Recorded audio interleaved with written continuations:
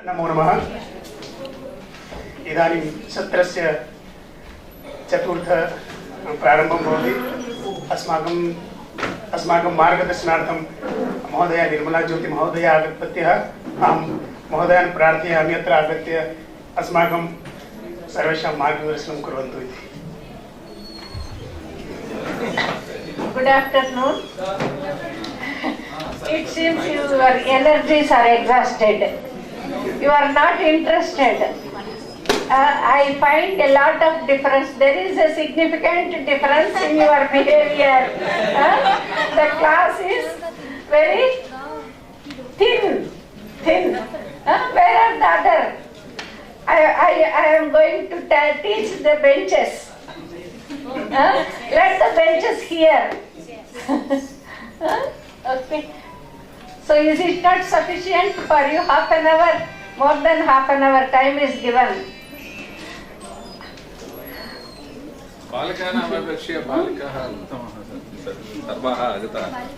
Where validity and item reliability, we need to see how the test is valid or reliable.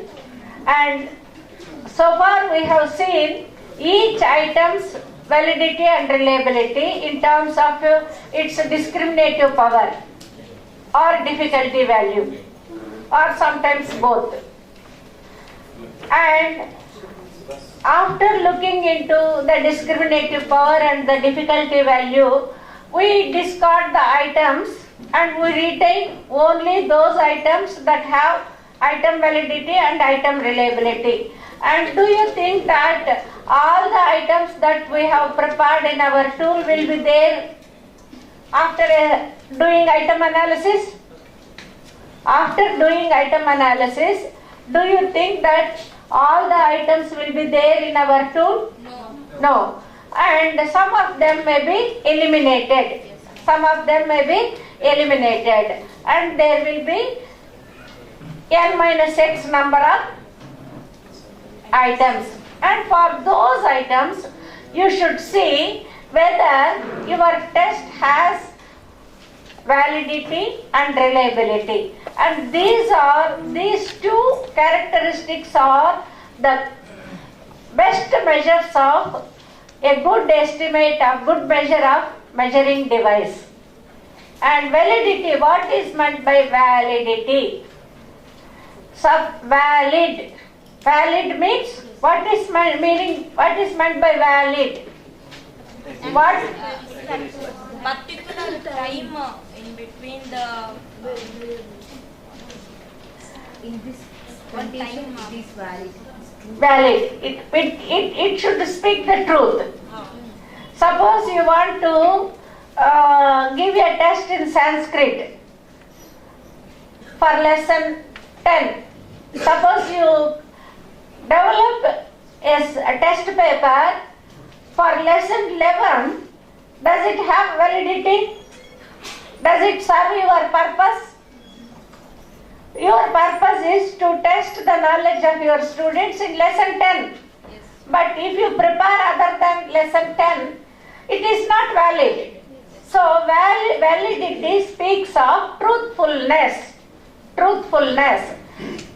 What is validity? Validity, if a test measures what it is supposed to measure, it is called as valid test. If a test measures what it wants to measure, or what it is supposed to measure, or what it purports to measure, that is called as validity.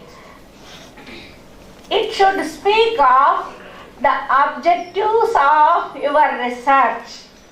It should be as per the objectives and the purpose of your research. And it speaks of the truthfulness of the test. Validity is referred as truthfulness of the test. And there are different definitions for validity. Let us see the definitions of validity. Validity is the degree to which, next, is the degree to which the test actually succeeds in measuring what it sets out to measure is called validity. That is, the meaning is what it should measure. For what purposes we have developed this test, whether that purpose is served or not, that if it serves the purpose, then it is called as the test tool is having validity. And then according to Gates, a test is valid when it measures truly and accurately the ability or quality one wants to appraise, one wants to evaluate, one wants to assess. So, validity of a test depends chiefly upon two things. It refers to the specific objectives of the topic under study. Then, the distribution of items, not only the questions, items in that test should be not only according to the objectives, but also according to the content, according to the objectives of the topic under study. It should show what you are doing when you are preparing the blueprint. Your blueprint for a small teacher-made test, you keep objective-wise weightages, content-wise weightages, difficulty level-wise weightages. So that is nothing but you are trying to establish validity of the tool. So it refers to the specific objectives as well as the content and the difficulty level of weightages that you are going to give for specific objectives and specific content domains of behaviors. Next. What are the factors affecting validity? Not factors affecting validity. There are various factors that affects the validity of the tool. One is cultural influences.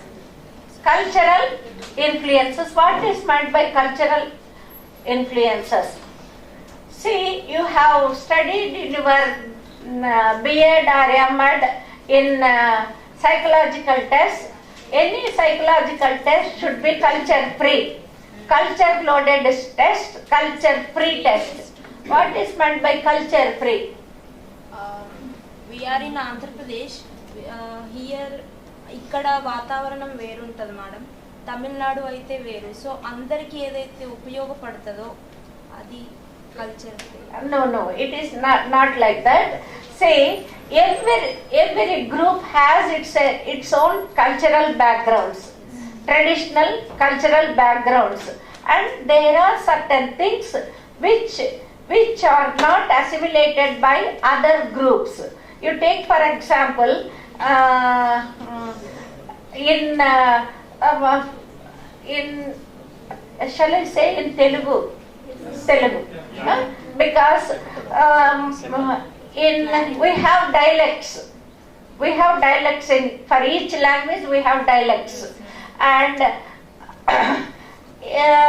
in our area in Tirupati and Session district, for jadu lagane ke liye what we say? Illu udchadamu అని అంటారు. అదే are there any person from Kadapa district? Kadapa వాళ్ళైతే కసువు కొట్టండి అని అంటారు. కసువు కొట్టండి అన్నారు. నేను after my marriage I went to my mother in law's house and my mother-in-law asked me to go and asked me ఇంట్లో కసువు కొట్టు అని అనింది. And I searched here and there, I searched for the grass. I went and said there is no grass in the house. So kasuvu means grass according to us. For illu udchadam kosam what they say kasuvu kottadam అని అంటారు. This is the culture loaded thing that they want to convey for a particular action. Similarly, like that, for girls in Telangana area, they say bidda. bidda. But we say adapilla, ma ammai, akkada ma bidda అని అంటారు. కొడుకును మాత్రం కొడుకు అంటారు, అమ్మాయిని మాత్రం బిడ్డ అని అంటారు. So when you say bidda, then you consider that as a child, irrespective of the sex. Like that, each culture has certain things that are accepted. And when you word a sentence, when you use the language, you should see that it should convey what you want to convey. The communication should be crystal clear so that every culture should understand it in the same sense. So it is called as culture-free test. Cultural influences will influence the validity of the test. And similarly, response set. What is meant by response set? Response set. In sampling, you have studied. It is a non-sampling error. Sir would have told, no? Response set is one of the non-sampling errors. Response set is nothing but you distribute your sheets to your sample, and for a question they will give answer keeping in view how the neighbor, how his friend or her friend will give the answer. And they will give, sometimes the respondent will give the responses based upon their prestige. Suppose it is a common example. If for a boy you are searching for a girl for marriage, then the first thing what the bride's people will ask, what is the salary of the boy? Then what they say, they will boost. And if it is for income tax, you try to lessen. And this is called as prestige bias. Like that, prestige bias will also take part in our responses. And sometimes we may not be able to remember what to give. So memory, maybe lack of memory. And another thing is misunderstanding the concept. What you wanted to express, that may be misunderstood by the respondent. So misunderstanding of the thing, that will also affect the validity of the test. Another thing is bias due to the researcher. Bias. Suppose when you want to open book system, whether you want to get the opinion of the group for open book system, and before you obtain the data from the respondents, you have to establish rapport between the group and yourself, and you need to educate them what is the open book system. Well, establishing rapport and explaining the purpose of your test and explaining the concept of open book system, how it is going to help or how it is going to affect, you may express your own feeling directly or indirectly, intentionally or unintentionally. And you may say that if open book system comes, it will be like this, it will be like this, and so that the researcher's influence will be adding in giving responses to the questionnaires or to the schedules or for anything for that matter. So this is called as response set. Then see, one of the conditions to increase reliability, suppose if our test does not have reliability, then the simple way to have reliability is what the researcher, your guide will say, you increase the number of items in the tool. It will automatically get reliability of your required quality. And so if you, for the purpose of having validity, if you increase the number of items in the tool or lessen the number of items in the tool, just to have reliability, it will definitely affect validity. So, another thing, to increase the reliability value, if we increase or decrease the items in the test or the tool, it will affect validity. And another thing is clarity of directions. Clarity of directions. When the directions are not given properly, it will definitely affect the validity of the tool. Next, types of validity. Types of validity. There are different types of validities. One is face validity, content validity, factorial validity, predictive validity, concurrent validity, and another thing, construct validity. This construct validity is also referred as factorial validity. So let us see what is meant by face validity.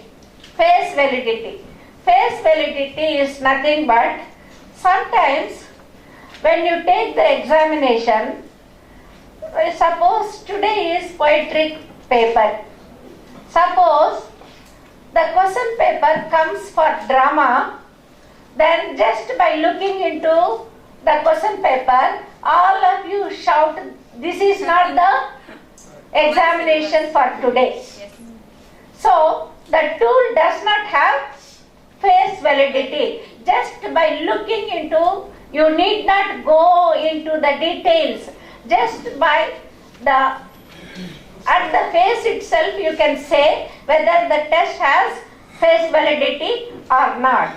Suppose you are going to test the mental health of the student. If all the items are related to adjustment, then you say just peeping into the thing, say this does the mental health of the student. It measures only adjustment. So this tool does not have face validity. And then content validity. See, content validity is nothing but, it refers to the objectives of the study as well as the domains of behaviors, which we said aspects or areas, domains of behaviors. And see, if, for example,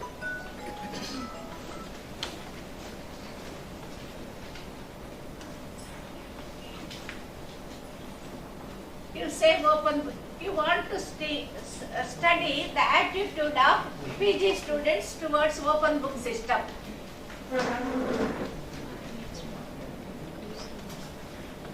This is the concept. This concept has many dimensions. These dimensions, we call it as theoretical constructs.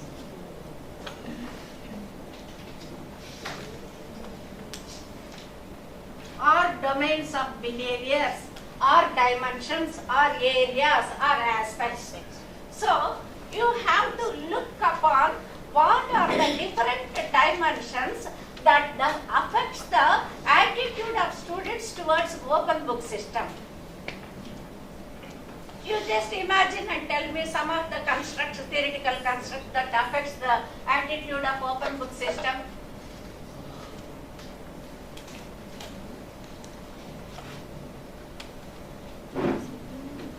Are you not able to? What are the different factors or dimensions that affect open book system? Suppose instead of having year-end examination in the form of paper pencil test.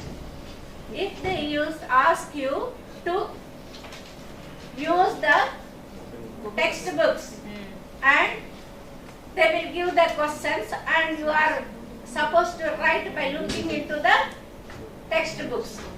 And the open book system does not mean that you have to get the book and write. They will give you answers in such a way that you have to write unless and until you are thorough with the topic, thorough with the content, then only you may be able to answer. And they will supply whatever books you want. The invigilator will supply you the number of books you want. And within that particular time, for that particular question, you need to answer by referring all the books. That is called as open book system.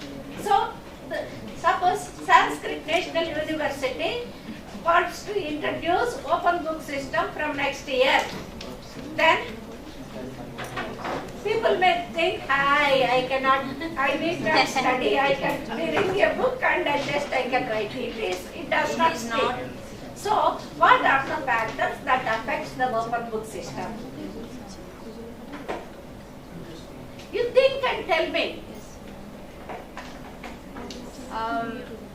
Can I say Areas only. I want only areas. The constructs.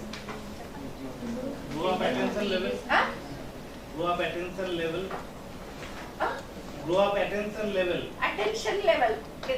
Not attention level. It is students' abilities. Students' abilities. Or your first one is teachers' teaching learning process. If that system is introduced, teachers' teaching learning process will also be not like in the conventional mode that we teach. Yes, ma'am. You have to adopt different techniques. Then administrative conditions, financial positions. They have to procure those many books for every student. Financial conditions.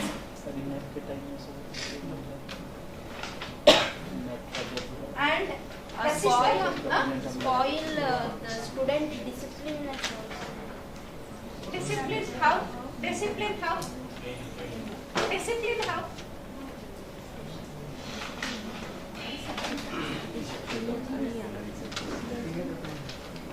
Like that you have to think. It cannot come just by a moment. You have to understand and you have to think. And under each, you have to incorporate all the things into the tools that you are preparing. And that is called as content validity. The way that you develop the tool, that speaks of the content validity of the tool. How you have developed the tool? How you have developed the tool? Preparation of the tool. How did you prepare the tool? There are different steps, I said. Yes, ma'am. Planning, preparation. How did you prepare? The dimensions of the... First you have identified the dimensions by yourself. Under each dimension you have prepared the sample items, and then you approach the sample of subjects, and the items that you wrote is called as list 1. Yes. And then from the sample you have collected number of items and you prepared another list, that is list 2, and you have compared list 1 with list 2 and you prepared list 3, and list 3 is again supplemented with a review of related literature, and then that list again you gave it to a panel of judges for their suggestions. Then by incorporating the suggestions made by the panel of judges, your preliminary form of the tool has been prepared. And when you follow all these steps, there is no scope for leaving any of the theoretical constructs or dimensions. Then the test is supposed to have content validity. If you follow like this, then the test is supposed to have content validity. If you do not follow these steps, then there may be something which is missing. So then that tool does not have content validity. Then factorial validity. Factorial, for all the theoretical constructs, whether each of the theoretical construct has validity or not, they are called as factors. I said domains, factors, dimensions, constructs, like that. I used several terms. No?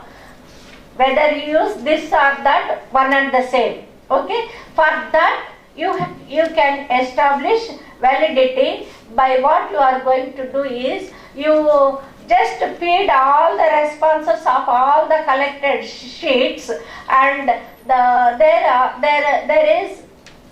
different techniques of establishing factorial validity, and it is not done by ourselves. The computer will safely do the thing. And octagonal method. What you have to do is, you have to simply give a command to the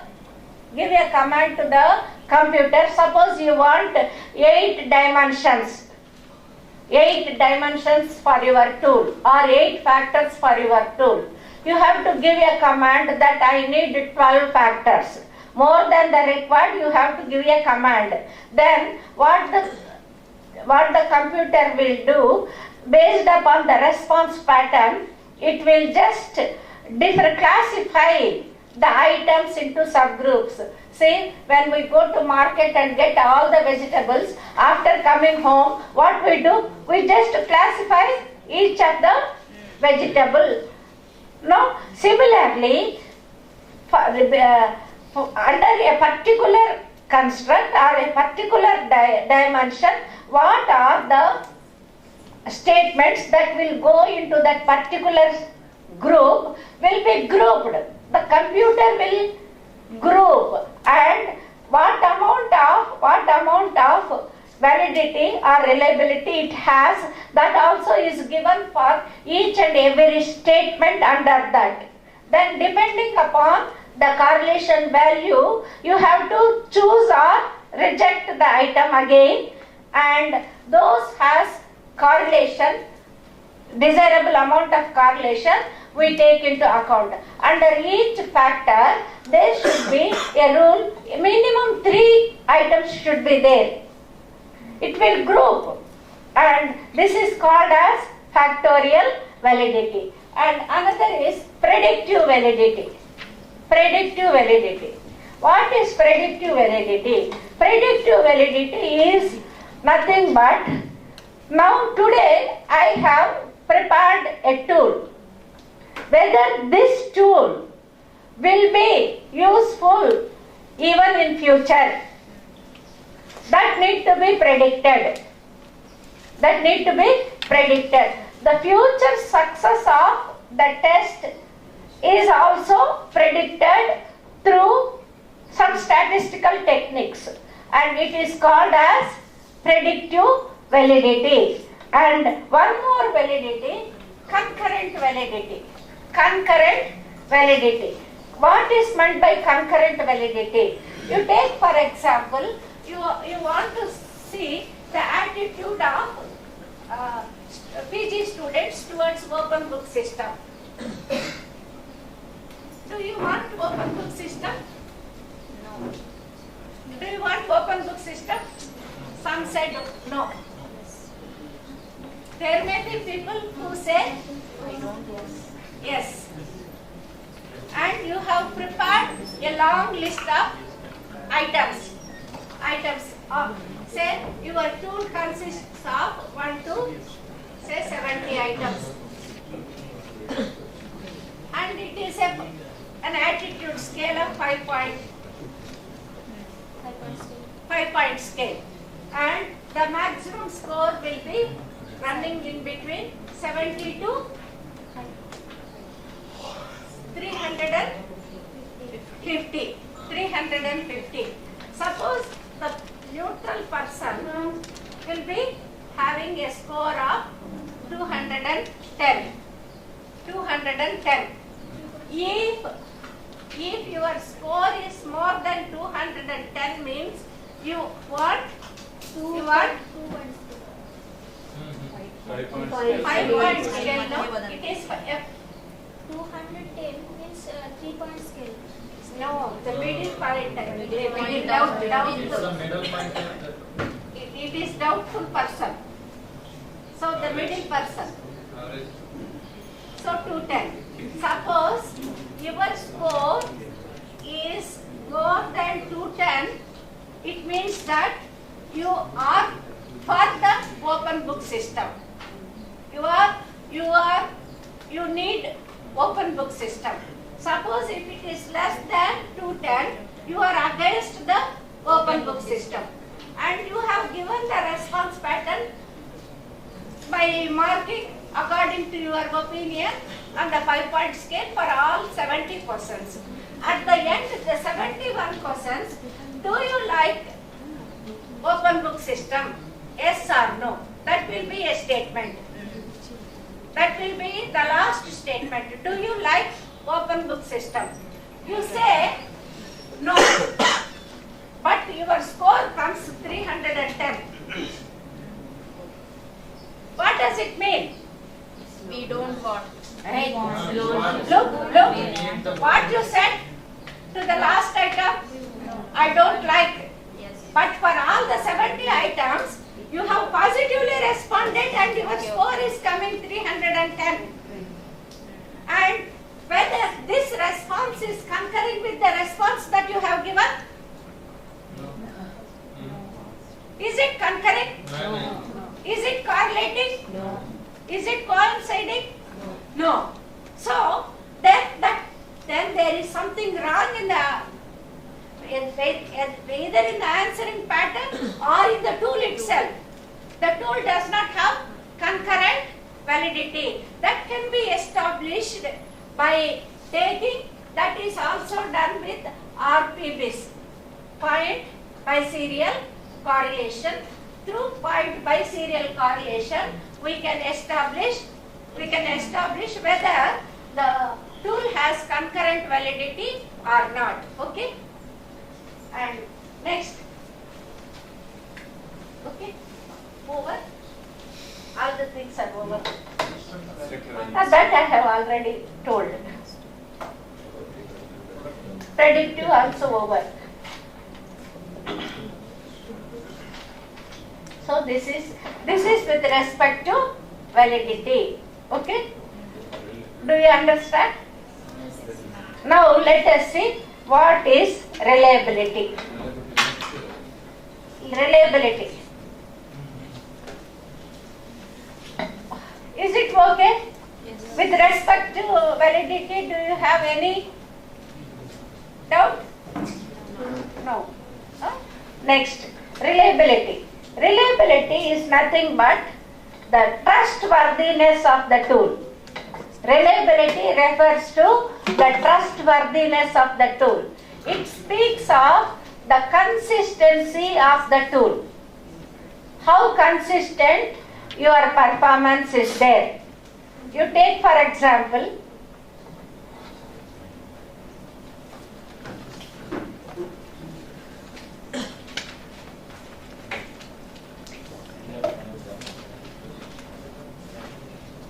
all of you are interested in cricket, is it not? Yes. You have some knowledge of cricket. Okay? Imagine that you are a selector. Imagine that you are a selector and there is a chance to select one person out of the 3 persons for batting purpose. And there are 3 people.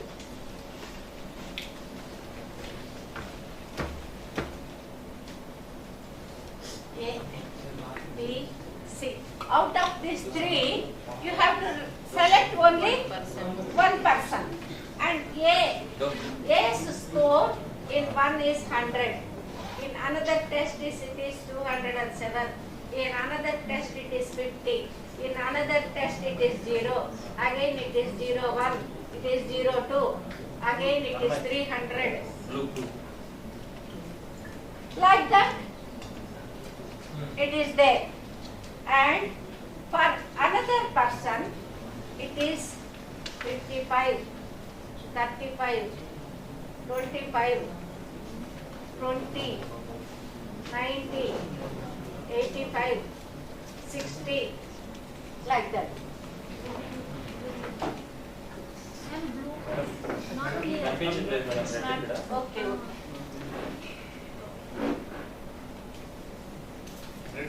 For C,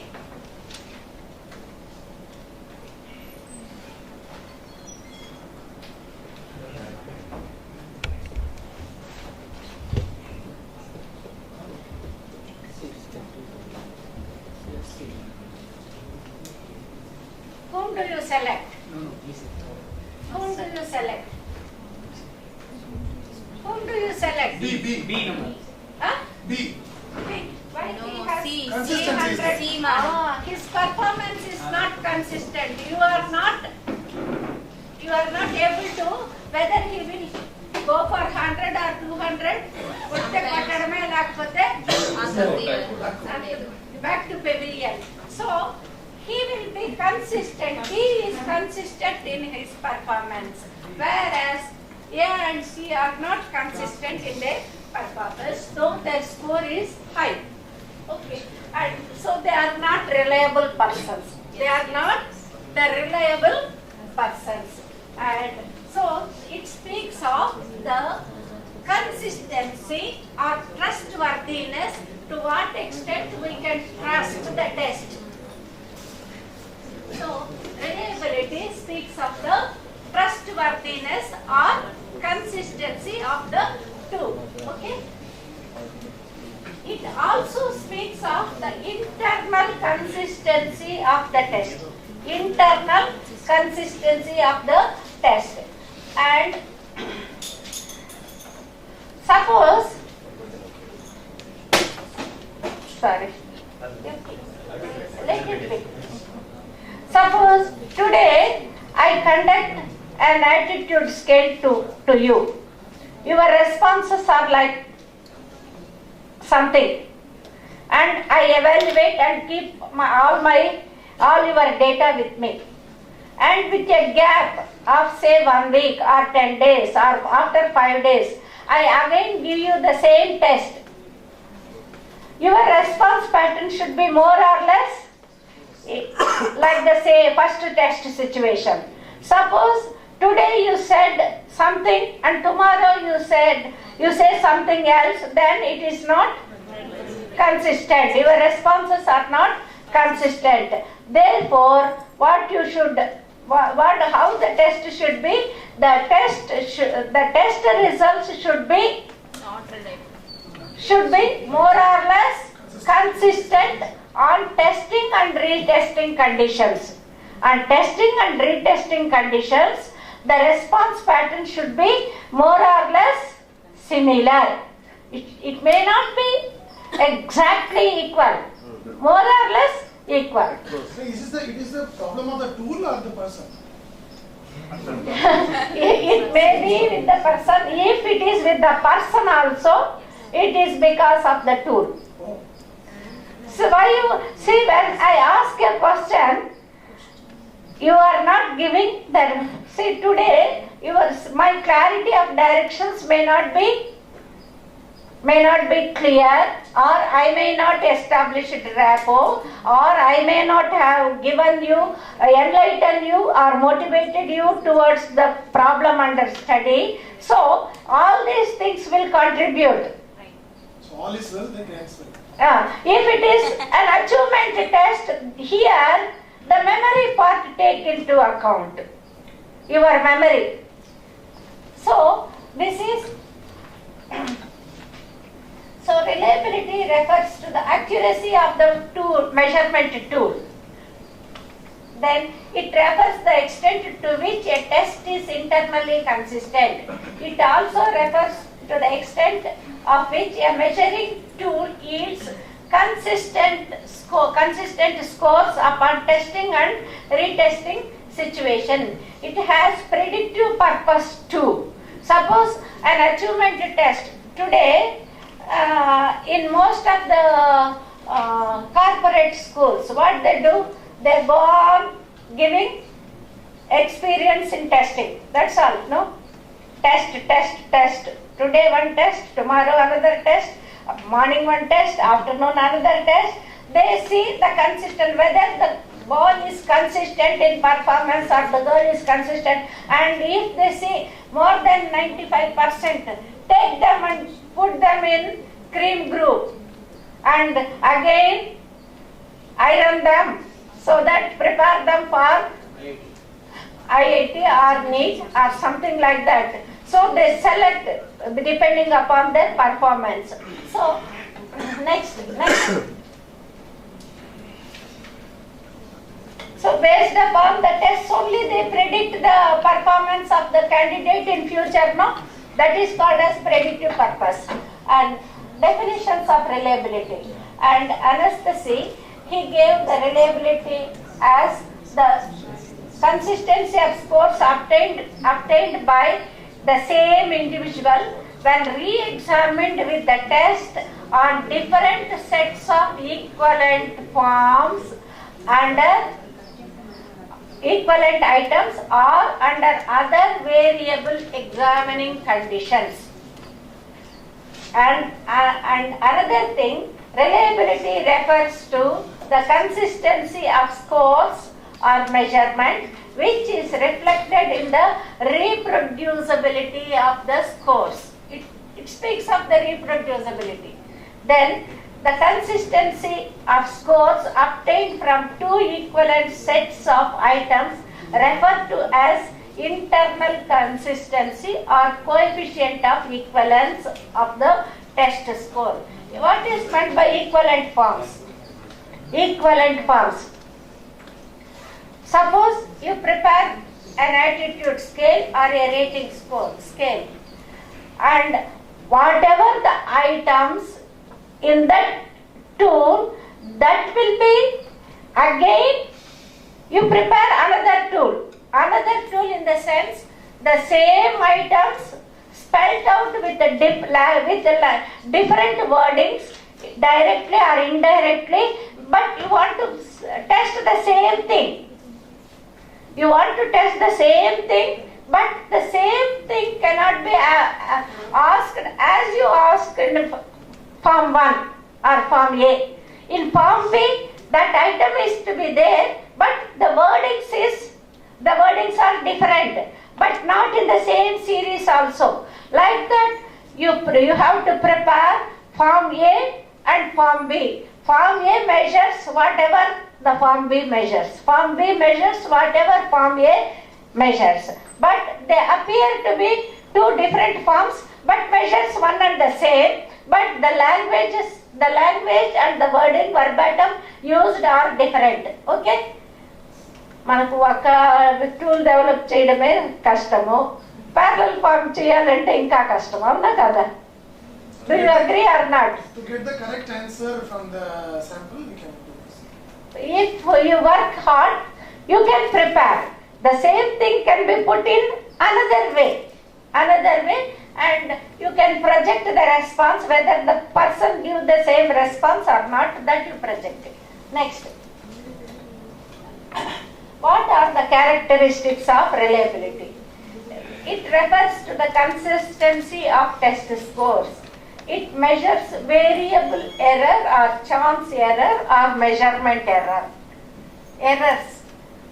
Measurement error or suppose here measurement error are also keeping in. It will also be correct into the thing. You take for example, while scoring, especially in an achievement test,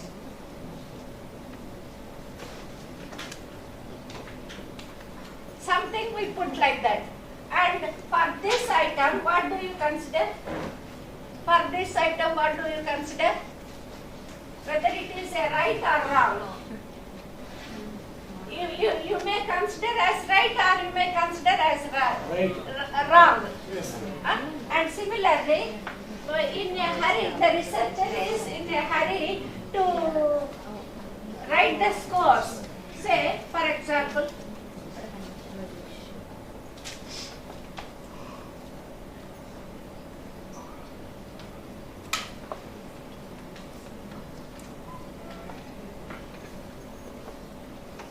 like that. Here, this is okay, this is okay, this is okay, and here,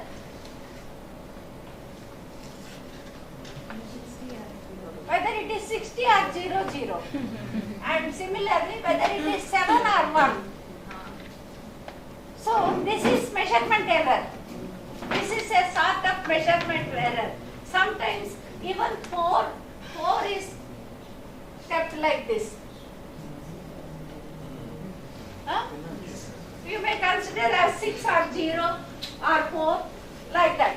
So, and another chance error means in first test situation, you are so excited to take the test.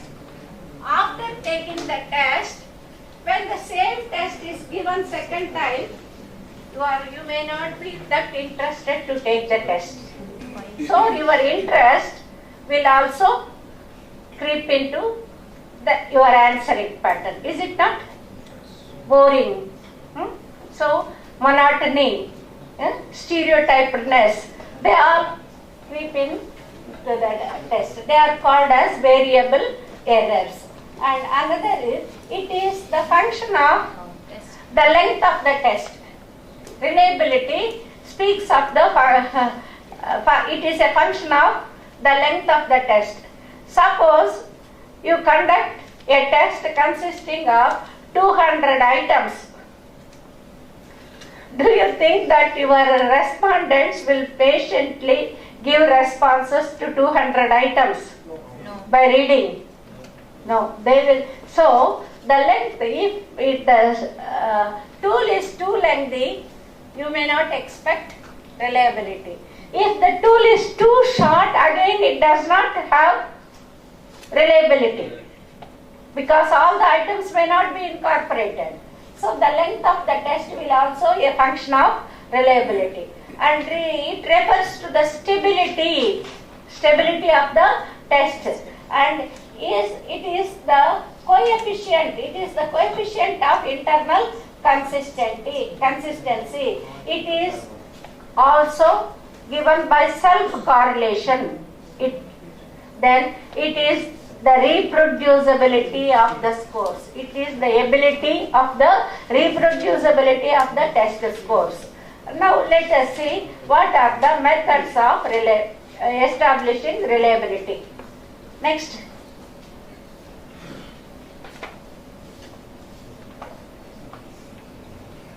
Next, please. Methods of establishing. There are 4 methods of establishing reliability. One is test-retest method. The first one is test-retest method.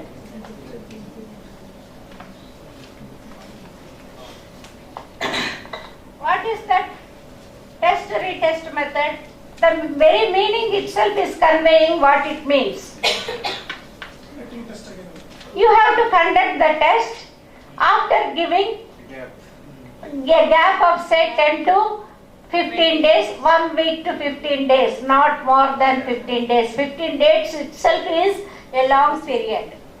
1 week to 10 days, you conduct the same test under the same conditions to the same subjects and find the correlation between the scores of first test and the scores of second test. The correlation between the scores of the first test and the second test will give you whether the tool is reliable or not. So this is called as test-retest method. What are the problems in it? Is it okay for you? It is simple, huh? It is simple. You have to conduct the same test again and get the scores of every student for test 1 and test 2. Find the correlation between test 1 and test 2. It is easy. What are the problems in it? You cannot Make the same same condition. answers are not. Sometimes the subject will be same, but the condition cannot the same. Okay. Response. So The time takes twice when we do. time taking, laborious, involves financial conditions, and do you think that the candidate will answer with the same spirit? No, there is variable error. Then do you think that the administrators will give you support to administer the test again and again? So there are difficulties in terms of administrative support and students support, their way of answering, and again financial thing, and it is time taking like that. So to avoid all these things, what another method is, you just conduct the test once and take the the test scores for every student, then take all odd items of the same person as one group, and for even items, what the response pattern of the student? Another group. So for every student, what you are doing, suppose your test consists of 50 items. So sample serial number 1 for odd items total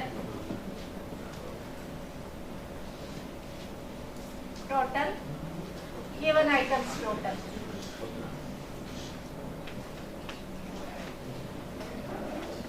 For what? This is x1, this is y1. Like that you find the correlation between these two. And this gives you the reliability. And this is called as reliability of the half test. This gives you the reliability of the half test. Using this reliability coefficient, you can find out the whole test reliability without testing in different condition. And for that, a formula is there given by Spearman-Brown. It is called as, what is the formula, ma? Spearman-Brown prophecy formula.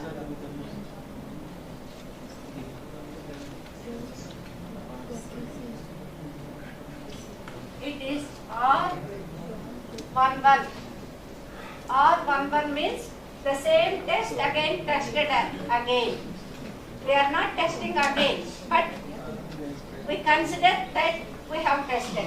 R11 is equal to 2R half divided by 1 plus R half. We are finding correlation for odd items and even items, and that is given as R half.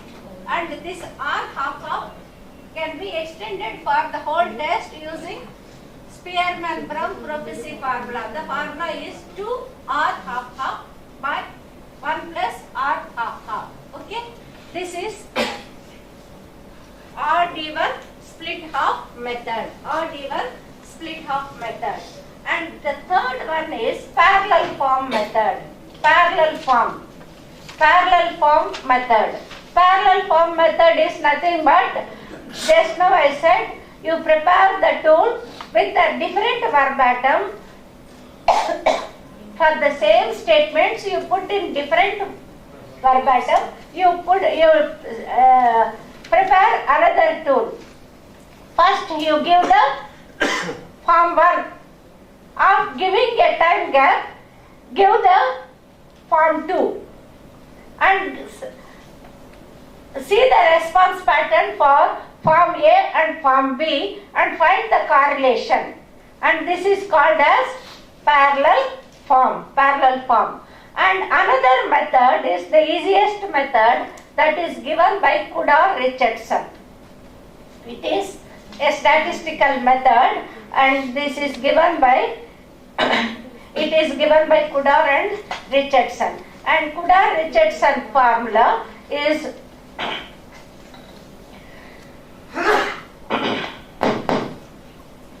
we need not test under this. We need not go for test-retest situation. We need not split the test into two halves. We do not use the parallel form. We do not prepare the parallel form. You take the responses, you use the formula to get the reliability, and this formula is the mostly wide formula is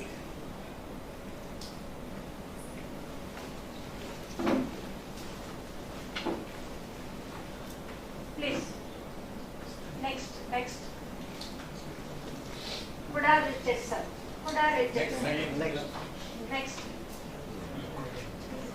next and here there is some mistake that n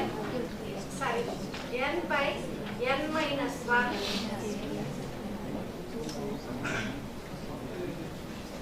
here there is a mistake, therefore this is n minus 1 sigma square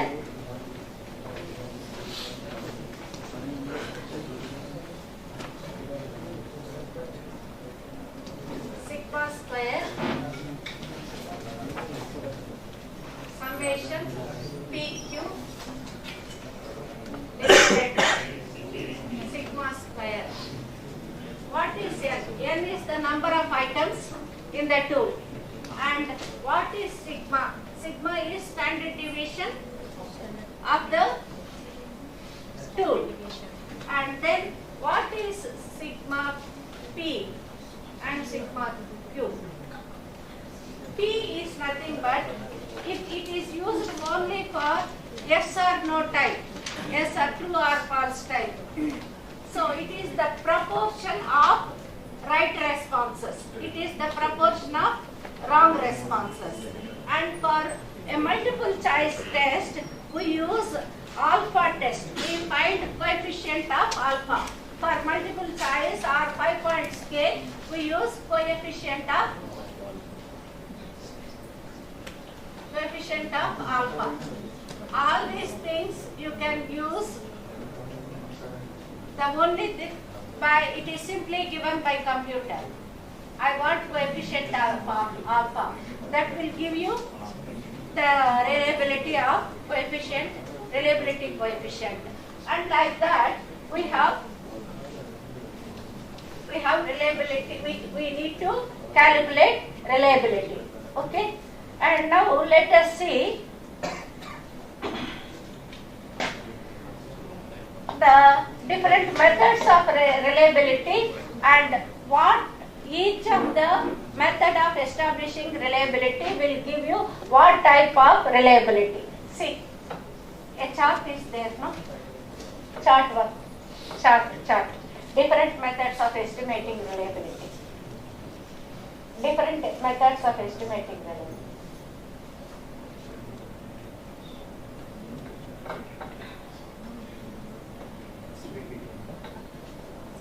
After that,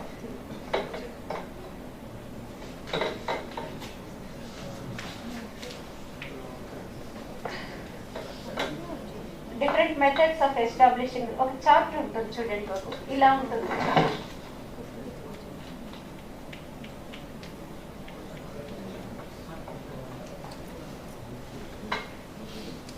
లేదా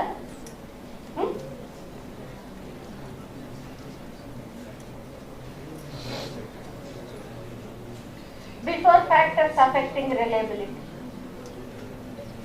Before factors affecting reliability.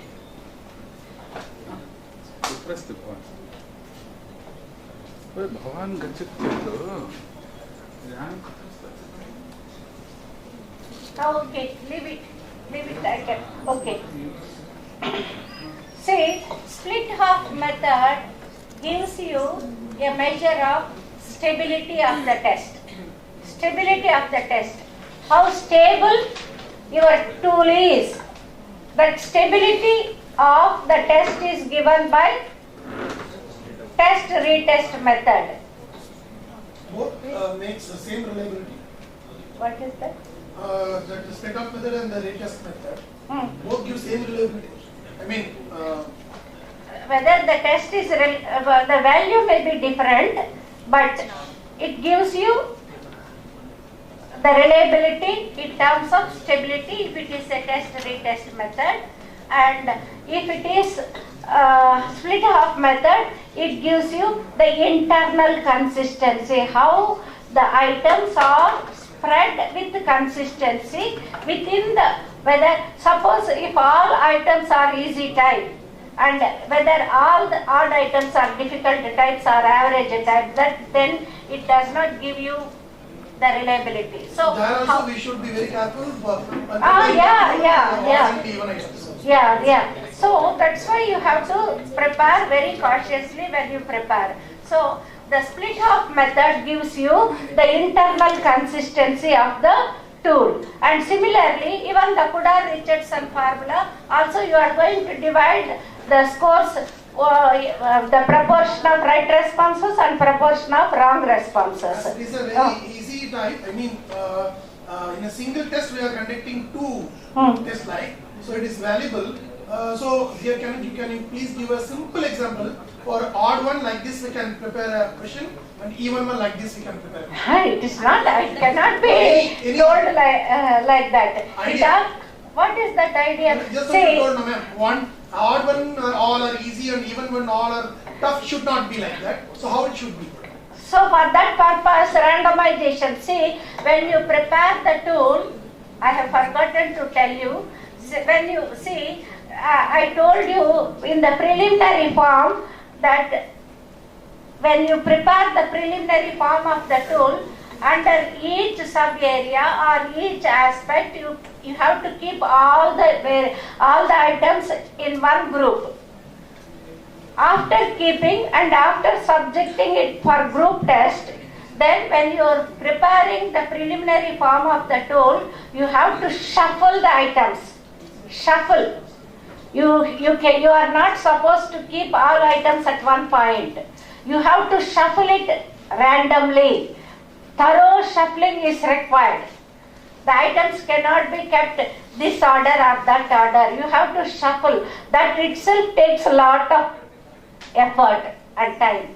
So generally what we do is we give 1, 2, 3 items numbering, and we put all the chits in one box, and then we shuffle well and we take first, then whatever, suppose 3 comes, and that 3 items should be the first item in the final tool. If 20 comes, the 20 should be the second item for the, like that you have to shuffle. In that way you will eliminate the chance error. Okay?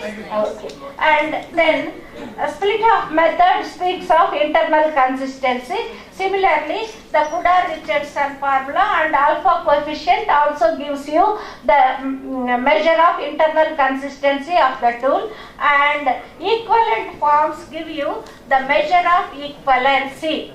It is the coefficient of equivalency is given. So this is about the different methods of establishing reliability of a tool. And for questionnaire, it is always go for test-retest method, because the responses cannot be scored with a score. If it is an attitude scale or a rating scale or inventory, you give the choices and you give the response pattern. But a questionnaire, you have to go for test-retest method. You can't adopt split half method, or because the responses cannot be scored. The response pattern, if it is an open-ended form, you don't expect how many choices will come. and they are attributes. They cannot be scored. The response patterns cannot be scored. You have to compare the responses. That's all. Then, what are the factors affecting the reliability? For questionnaire, there is no other rule. Only retest method is. Oh, yes, that's right. See, suppose you prepare a questionnaire, open-ended form or closed form. And why do you come late to the class? That is the question. And if you give response like that, some A, B, C, D responses. And today, X will give you C response. Do you think that C response will be given by the same student on the retest condition? No. According to that condition, he will give the response. So you have to compare the responses for each and every item. For test condition, how it is there, and for retest condition, how it is there. Like that you have to compare and take a qualitative decision, not quantitative decision. Okay? Madam, retest time lo malli items change chestama, I mean kramam. No, No. not. No. Same test. Same test, same conditions, same instructions, same students, and same time. There is no change at all.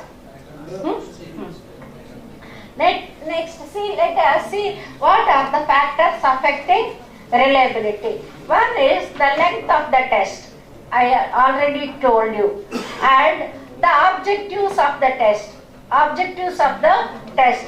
If you do not cover all the objectives of the test, it does not have validity. If all the domains of behaviors are not included, then it will not be a reliable one. And then clarity of instructions. Clarity of instructions, not instruments. Clarity of instructions. Clarity of, and this is objectivity in scaling. Objectivity in scaling. This is objectivity in scaling. So, especially for achievement test, do you have objectivity in scaling?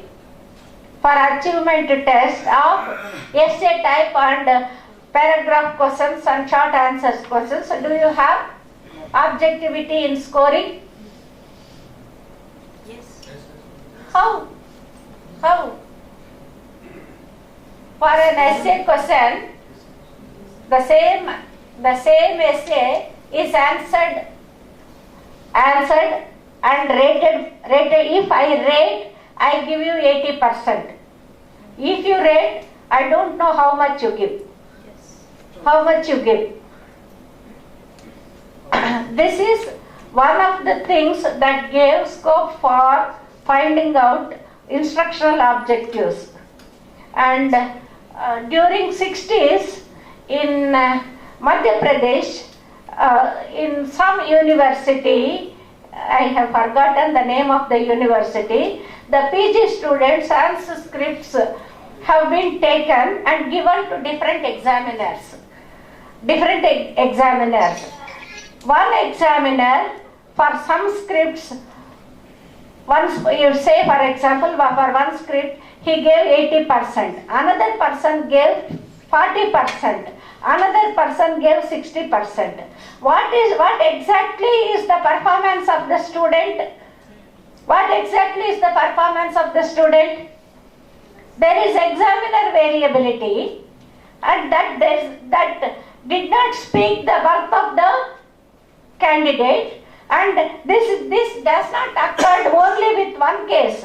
Majority of the scores are like that. Dr. Benjamin Bloom, before he is going to give the instructional objectives, he toured several countries, and even he came to India and toured across the universities, and even to SV University he came and he checked the conditions objectively by taking certain scripts and giving to different examiners, and they rated differently. And then he asked, what is the answer you are expecting for this question? What is the answer that you are expecting for these questions? Different examiners gave different dimensions, different ways of giving response. Then all these things gave him a thought to come to the conclusion, with what purpose teacher is teaching. What outcomes, learning outcomes the teacher is expecting through his or her teaching. That came in the form of instructional objectives. And that's why nowadays also for PG and UG we have revaluation. What is meant by revaluation? Again, answers.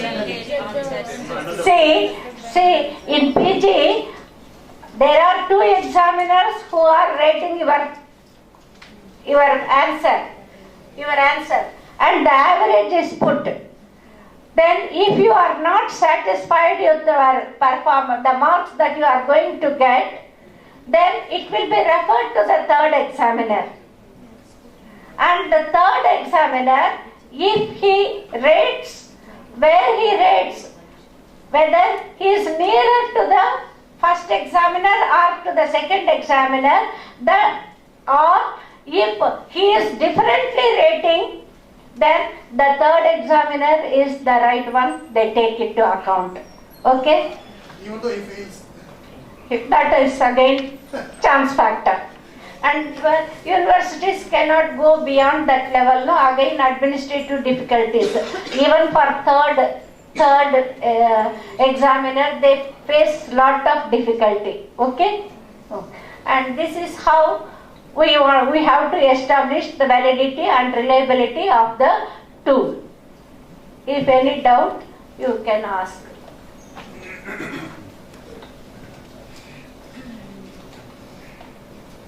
And how to improve the validity, improving the reliability of the test. Just now I said, the factors affecting validity, under that I said one condition. Under factors, what are the factors affecting validity? I said one point. In order to improve the validity, what you do, either you reduce the length of the test or you increase the length of the test. That will affect the validity of the test. So, if the tool does not have reliability, then your examiner, your guide may say, you incorporated some more items. If the tool is lengthy, you take out some of the items. So, you have either condensed the tool or enlarged the tool. Increase or decrease the number of items in the tool. Another thing is, you have to all the items should be more or less having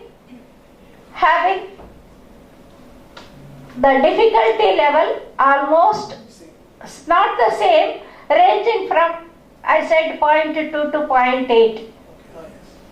And if all the difficult items are placed at 1 point, and all the easy items are placed at 1 point, then if the first, see how your test performance depends. If you look at the first question, if you feel happy, you consider that the whole test question paper is easy. That may come under the face value. Validity, no, that affects the reliability even as well as validity. And again,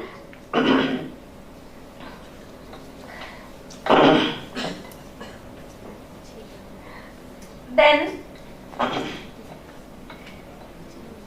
all the things, the difficulty value, and according to some, the difficulty value should range in between 0.4 to 0.6.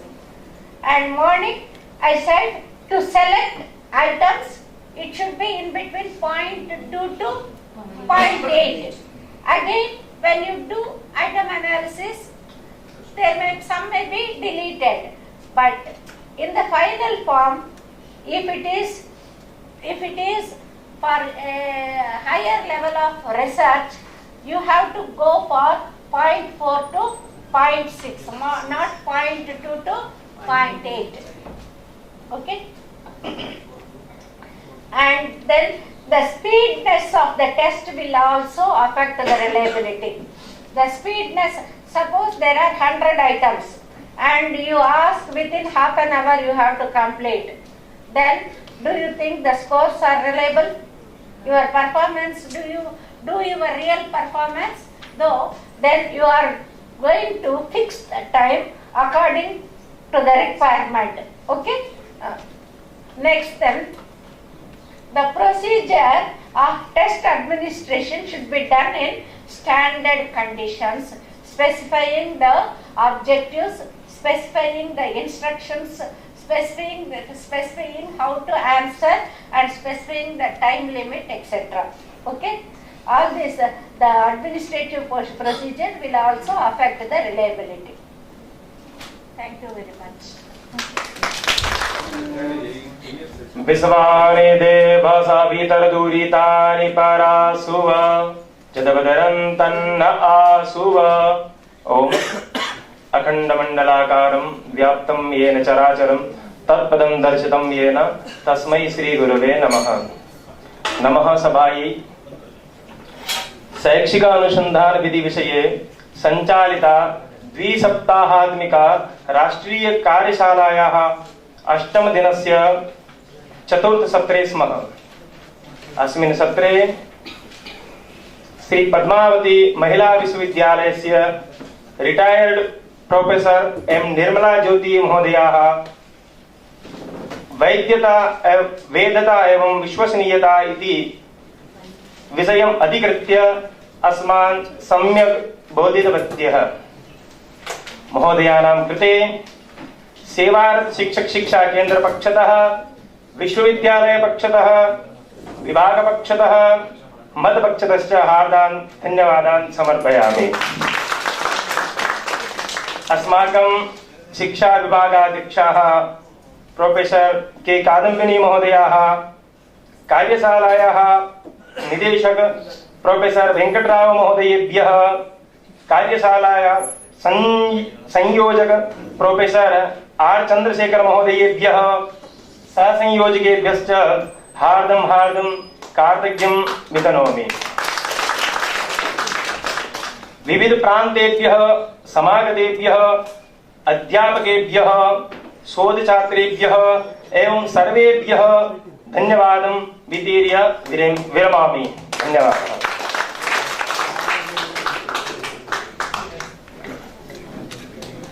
नमः सभायै। अत्र एतावत्पर्यन्तं वयं श्रुतवन्तः आचार्याणां व्याख्यानम्। एताः महोदयाः पूर्वमपि प्रथमदिने अपि यथा अस्माकं कृते व्याख्यानं कृतवती अनुसन्धानस्य विषयेषु, अद्य यावत् तेषां चतुर्थं सत्रं समाप्तं महोदयानाम्। एवमेव अद्य निर्मलज्योति महोदयानाम् अस्माकं कार्यशाला पक्षतः किञ्चित् सम्मानं भविष्यति। कृपया महोदय मञ्चम् अलङ्करोतु।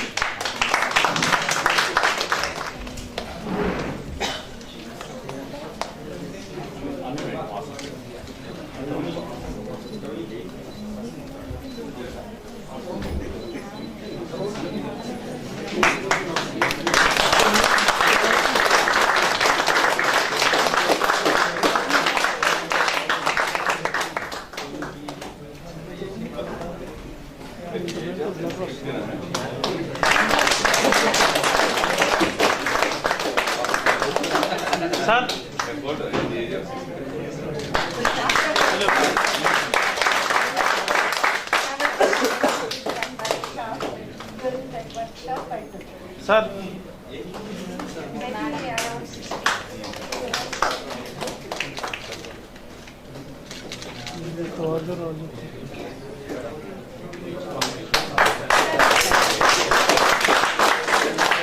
Madam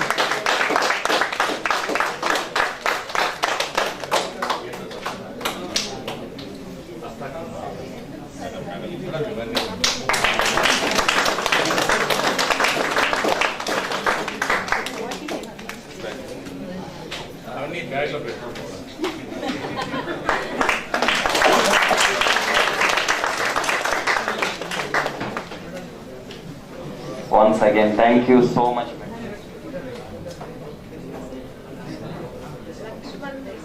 Sir.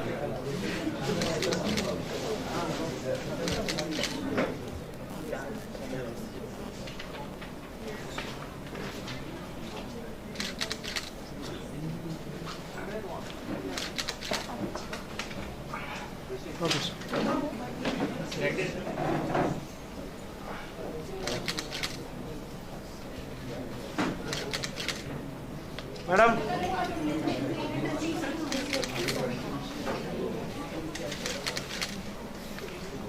मिलित्वा शांति मंत्रं वदामः।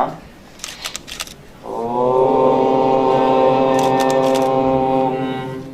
सर्वे भवन्तु सुखिनः, सर्वे सन्तु निरामयाः, सर्वे भद्राणि पश्यन्तु, मा कश्चित् दुःखभाग् भवेत्।